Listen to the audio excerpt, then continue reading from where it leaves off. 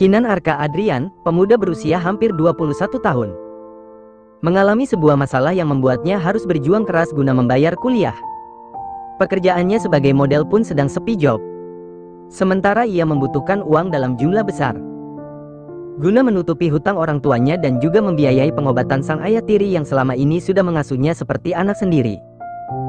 Di lain pihak, Amanda Marcelia, seorang CEO dari grup perusahaan ternama, yang selama hampir 31 tahun hidupnya tidak pernah terpikir untuk menikah dan menganggap jika laki-laki itu tidaklah penting. Amanda tiba-tiba saja ingin memiliki anak. Ia ingin ada penerus bisnisnya di kemudian hari. Namun Amanda tidak mau terikat pernikahan secara resmi. Tetapi ia juga tidak mau memiliki anak di luar nikah. Akhirnya ia memutuskan untuk mencari laki-laki yang mau menikah siri dengannya dan memberinya anak.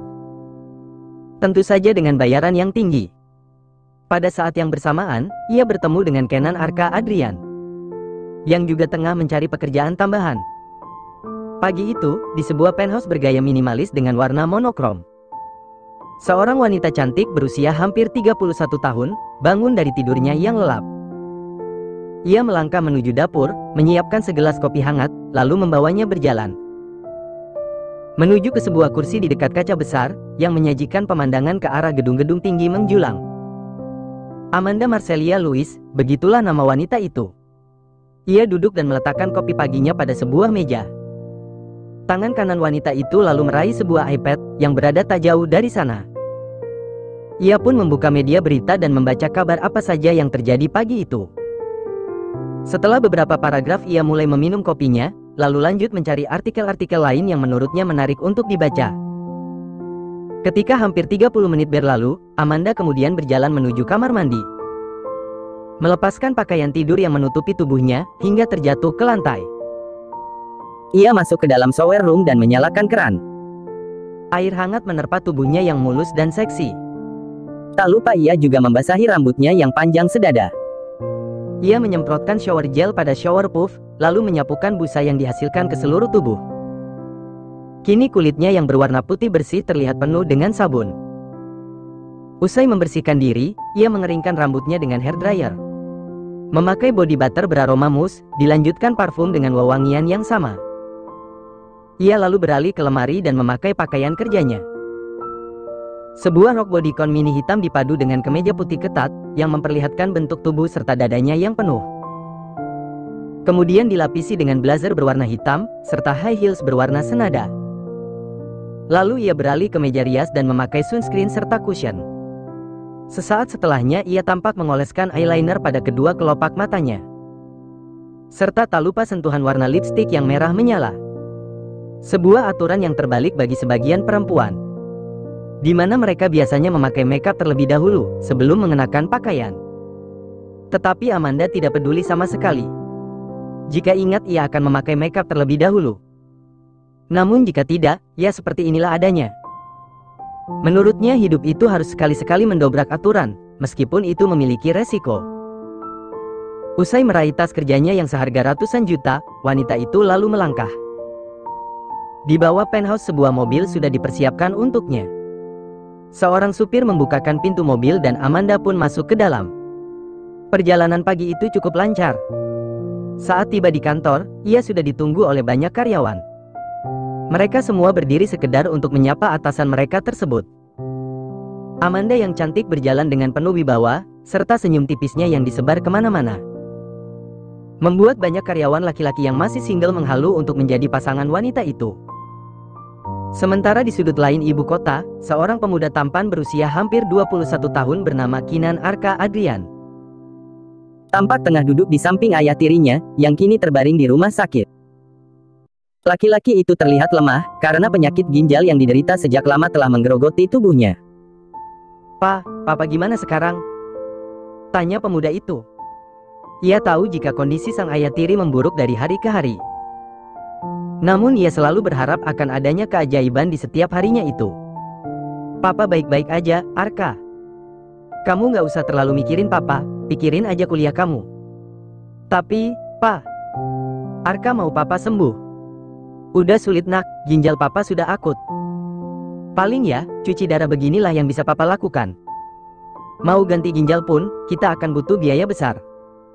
Lagi pula mesti ada pendonor yang cocok. Ada uang tapi pendonornya nggak ada, ya percuma juga. Papa jangan putus asa begitu, Arka mau kok mendonorkan ginjal Arka buat papa. Perkataan tersebut membuat sang ayah tiri cukup tersentak. Kamu jangan konyol Arka, hidup kamu masih panjang.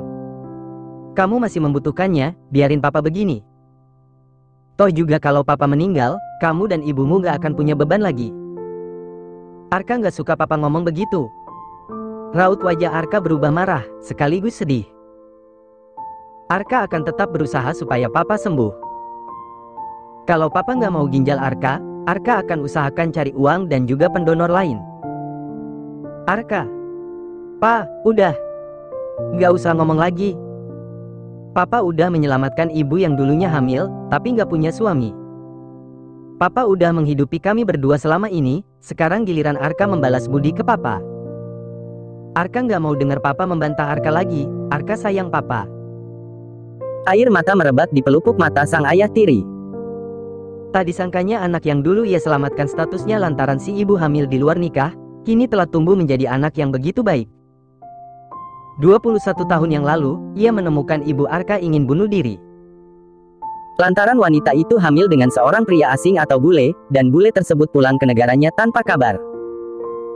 Ia lalu bersedia memberi tempat tinggal kepada wanita itu dan mengurus keperluannya. Namun karena banyaknya cibiran tetangga kala itu, ia pun lalu menikahi ibu Arka untuk menghindari fitnah. Ia bermaksud menceraikan ibu Arka saat Arka sudah lahir. Karena ia tahu ibu Arka dan dirinya tidak saling mencintai. Namun lambat laun cinta itu pun tumbuh, dan mereka akhirnya berumah tangga hingga kini. Ibumu, baik-baik aja kan? Tanya ayah tirinya sekali lagi.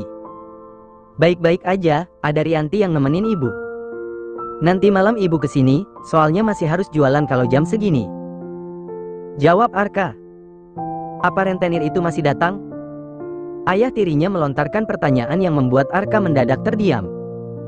Sebelum pergi ke sini, ia dan ibunya sudah berhadapan dengan rentenir yang dimaksud. Mereka sudah memaksa untuk menyita rumah yang kini ditempati keluarga Arka. Namun ibunya masih meminta keringanan. Karena rumah itu satu-satunya milik mereka yang masih tersisa hingga kini. Pasca ayahnya bangkrut dan jatuh sakit, hidup keluarga Arka jadi berubah total. Mereka banyak hutang di mana-mana termasuk pada rentenir. Sebenarnya Arka sendiri berprofesi sebagai aktor, model, dan bintang iklan. Namun beberapa waktu belakangan ini job di dunia entertainment memang sedang sepi. Selain karena Arka adalah pendatang baru yang saingannya lumayan banyak, ia pun masih fokus pada kuliahnya yang sudah pada tahap hampir menyusun skripsi. Ia tak bisa membantu banyak untuk menutupi keuangan orang tuanya. Bu Amanda, ada perempuan bernama Rani di lobi. Katanya teman Bu Amanda dan sudah membuat janji untuk ketemu. Pia sekretaris Amanda memberitahukan perihal adanya seseorang yang menunggunya di lobi. Tanda hubung. Suruh dia masuk ke sini. Perintah Amanda. Baik, Bu. Pia beranjak. Pia. Iya, Bu. Minta tolong ya, bilang ke OB. Beliin susu ibu hamil 5 kaleng besar. Oh, oke. Merek apa, Bu? Tanya Pia. Apa aja yang menurut kamu bagus, saya nggak ngerti. Itu buat Rani. Jawab Amanda. Baik, Bu. Pia pun menutup pintu ruangan Amanda, CEO cantik itu lanjut fokus pada pekerjaannya. Tak lama kemudian Pia kembali masuk dengan membawa Rani. Men, sapa Rani pada Amanda. Ran. Amanda beranjak, seketika Rani pun menghambur memeluknya. Lalu wanita itu menangis sesenggukan di pelukan Amanda. Tak lama berselang, setelah Rani mulai tenang, mereka kemudian duduk di sofa ruang kerja Amanda. Ran, gue udah bilang dulu sama lo. Jangan menikah buru-buru cuma karena takut omongan tetangga, cuma karena orang tua lo maksa-maksa. Sekarang kayak gini kan kejadiannya. Lo juga bela-belain berhenti kerja demi laki-laki. Omongan laki-laki itu jarang ada yang bisa dipercaya, Ran. Air mata Rani kembali mengalir. Ia pun mengusapnya dengan tisu yang diberikan oleh Amanda. Gue nyesel gak dengerin omongan lo dulu, men. Karena gue nggak ngangka David akan selingkuh dan ninggalin gue sama anak-anaknya demi cewek lain. Rani kembali menghapus air matanya. Sementara Amanda masih menatap wanita yang saat ini tengah hamil 7 bulan itu. Rani dan suaminya bertemu di SMA. Rani sangat dimabuk cinta sejak pandangan pertama. Bahkan walaupun David kasar serta sudah sering memukul sejak zaman masih pacaran, Rani tetap bertahan. Ia berharap kelak saat menikah dan punya anak, kekasihnya itu akan menjadi lebih baik. Tapi sampai sudah mau punya anak 3 pun, tak ada tanda-tanda pria itu akan berubah. "Terakhir lo dipukulin lagi?" tanya Amanda. Rani mengangguk, wajah perempuan itu kini tertunduk. "Bahkan dia hampir nendang perut gue di depan anak gue, Rasya dan Rania," jawab Rani. Amanda menghela nafas, antara kesal dan juga miris. Ran, udah berbusa mulut gue ngomongin lo. Jangan pernah berharap cowok kasar bakalan berubah, hanya karena menikah dan punya anak. Sampai kapanpun mereka akan tetap seperti itu, kecuali udah jompo," ujar wanita tersebut. Sementara Rani kini diam dan menunduk. "Sekarang terbuktikan omongan gue," tukasnya lagi. Hening, tak ada jawaban. Hanya air mata Rani saja yang terus mengalir. "Mana suami lo suka kasar depan anak? Lo secara nggak langsung udah ngajarin Rasya untuk berlaku kasar juga sama wanitanya di kemudian hari. Anak itu belajar dari apa yang dia lihat dari orang tuanya, Ran. Dan lo juga ngajarin Rania untuk jadi wanita yang mau aja diperlakukan kasar oleh laki-laki. Gue sekarang udah bener-bener sadar, men. Gue udah mengajukan gugatan cerai. Tapi lo tahu sendiri kalau lagi hamil begini, belum bakal dikabulkan pengadilan. Kadang juga gue masih inget sama dia, gue masih ada perasaan sama dia, men. Yang lo inget itu adalah dimana ketika lo dibelai-belai karena dia butuh tidur sama lo. Semua laki-laki juga kalau butuh hubungan biologis, ya baik sama pasangannya. Sifat aslinya adalah di luar kepentingan itu," ujar Amanda. Rani menyeka lagi air matanya. "Coba kalau dulu lo nggak buru-buru memutuskan menikah dan lo berkarir. Lo nggak akan sesusah sekarang, mana nyokap lo udah sakit-sakitan lagi. Makanya gue minta kerjaan sama lo, men. Dulu gue sempat kerja sebentar. Gue pilih di rumah karena David yang nyuruh," ucap Rani. "Gue pikir buat berbakti sama suami. Tapi ternyata dia selalu menuduh gue ngabisin duit dia. Padahal gue udah sehemat mungkin menekan pengeluaran tiap bulan. Lanjutnya kemudian, belum lagi emak dan saudara perempuan yang recokin rumah tangga lo melulu kan?" tanya Amanda. "Ngatain lo menantu nggak guna, nggak kerja. Padahal anaknya sendiri yang nyuruh lo jadi ibu rumah tangga. Ipar lo juga dikit-dikit ngajakin lo berantem," imbuh wanita itu. Rani mengangguk, semua itu memang benar adanya. Sebab ia selalu curhat pada Amanda mengenai rumah tangganya selama ini. Tak lama kemudian office girl datang dan membawakan minuman, serta susu ibu hamil yang tadi diminta oleh Amanda. "Bu, ini yang ibu minta tadi," ujar office girl tersebut. "Makasih ya, Tina," jawab Amanda. "Sama-sama bu, permisi. Nih lo minum dulu." Amanda menyerahkan segelas jus buah pada Rani, sesaat setelah office girl itu berlalu. "Ini juga ada susu hamil buat lo," tukas wanita itu lagi. Rani makin menangis. Dia kabur gitu aja, men. Nggak ada kasih nafkah buat Rasya dan juga Rania, atau buat anaknya yang belum lahir ini. Bahkan susu aja gue nggak kebeli, ujarnya terisak. "Udah, lo nggak usah nangis lagi. Gue yang akan membiayai hidup lo selama lo hamil sampai melahirkan. Entar kalau udah ngelahirin, anak lo udah umur 7 bulan atau setahun, lo bisa kerja di sini," ucap Amanda. "Entar gue bayarin babysitter buat lo selama 1 tahun ke depan, terhitung hari pertama lo kerja. Tahun berikutnya lo bayar sendiri pakai gaji lo. Asal lo kerja benar, gue bisa kasih lo gaji tinggi." Lanjutnya kemudian, Rani kembali hendak menangis, namun kemudian Amanda memeluknya. "Udah Ran, ada gue. Kasian anak lo kalau ibunya stres.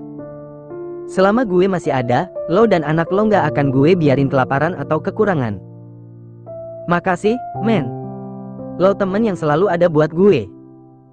Amanda mengusap punggung Rani agar wanita itu menjadi lebih tenang. Di sebuah universitas. Lo kenapa dah, bro? Tanya Doni pada Arka yang tengah diam seolah memikirkan sesuatu. Di sisi Doni ada Rio yang juga kini tengah memperhatikan Arka. Mikirin bapak gue. Jawab Arka dengan suara pelan. Bapak lo masuk rumah sakit lagi? Tanya Rio. Arka mengangguk. Makin parah malah. Kalau gue punya duit banyak aja, udah gue cari siapa yang mau donor ginjal buat dia. Mana hutang nyokap gue banyak lagi, kerjaan sepi. Sabar, bro. Lo udah coba ikut testing lagi? Tanya Rio. Udah, tapi belum dapat. Tahu sendiri siapa yang paling sering dapat castingan. Arka melirik pada seseorang yang baru saja melintas. Iya sih. Dari manajemen kita, si Robert mulu yang dapat job.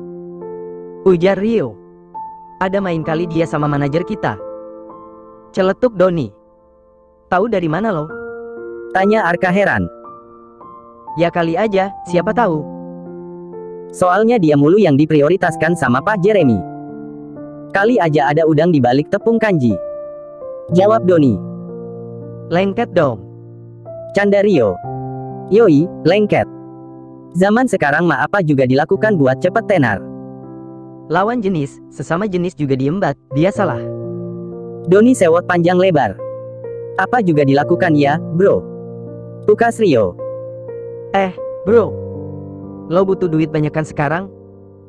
Tanya Doni pada Arka. Iya. Jawab Arka sambil menyalakan sebatang rokok. Kenapa lo nggak nyari petinggi production house aja, buat lo gebet? Biar lo dikasih job sekaligus duit. Ujar Doni lagi. Kan petinggi PH rata-rata laki, bro. Ujar Arka. Ya nggak apa-apa, zaman sekarang mah udah biasa kali. Hei gue bukan elo ya, yang depan belakang oke. Kali ini Arka sedikit tertawa, akibat ucapannya sendiri. Ya udah, lo cari tante aja. Celetuk Rio. Gue setuju. Doni sepakat dengan Rio. Maksudnya, gue pacaran sama tante-tante gitu? Tanya Arka tak mengerti. Iya tapi yang tajir. Ujar Doni kemudian. Arka makin tertawa. Lo kan ganteng, bro. Atletis, tinggi, kulit lo rada coklat, muka lo semi latin.